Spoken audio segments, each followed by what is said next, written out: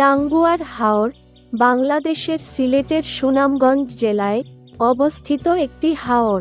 প্রায় ১২৬ বর্গ কিলোমিটার এলাকা জুড়ে বিস্তৃত এ হাওর বাংলাদেশের দ্বিতীয় বৃহত্তম মিঠা পানির জলাভূমি।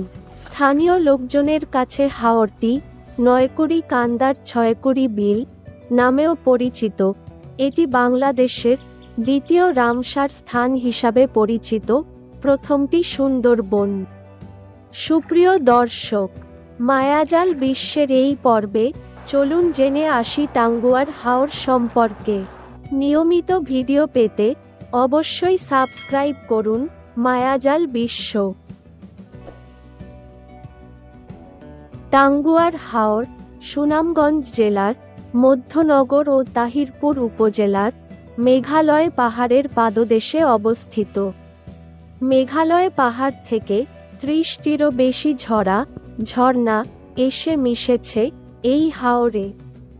২ উপজেলার ১৮টি মৌজায় ৫১টি হাওরের সমন্বয়ে ১২,৬৬৫ হেক্টর এলাকা নিয়ে টাঙ্গুয়ার হাওর জেলার সবচেয়ে বড় জলাভূমি। পানিবহুল মূল হাওর ২৮ বর্গ কিলোমিটার এবং বাকি অংশ বসতি ও কৃষিজমি। একসময় গাছ, মাছ, পাখি আর প্রাকৃতিক জীববৈচিত্র্যের আধার ছিল এই হাওর। ১৯৯৯ খ্রিস্টাব্দে টাঙ্গুয়ার হাওরকে প্রতিবেশগত সংকটাপন্ন এলাকা হিসেবে ঘোষণা করা হয়, তখনই অবসান হয় দীর্ঘ ৬০ বছরের ইজারাদারির।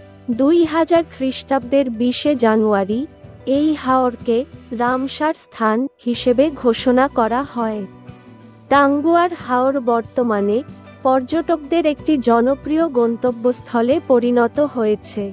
বর্ষা মৌসুমে প্রতিদিন শত শত পর্যটক শতাধিক নৌকা নিয়ে হাওর জুড়ে ভেসে বেড়ান। অনেকে নৌকা নিয়ে হাওরেই রাতযাপন করেন। এটি একদিকে পর্যটনের অপার সম্ভাবনা তৈরি করলেও এটিকে হাওরে জীববৈচিত্র্যের জন্য হুমকি হিসেবে দেখছেন অনেকে। নানা রকম দেশি ও পরিযায়ী পাখি দেখতে শীত মৌসুমে টাঙ্গুয়ার হাওরে ভ্রমণে যান পাখিপ্রেমীরা।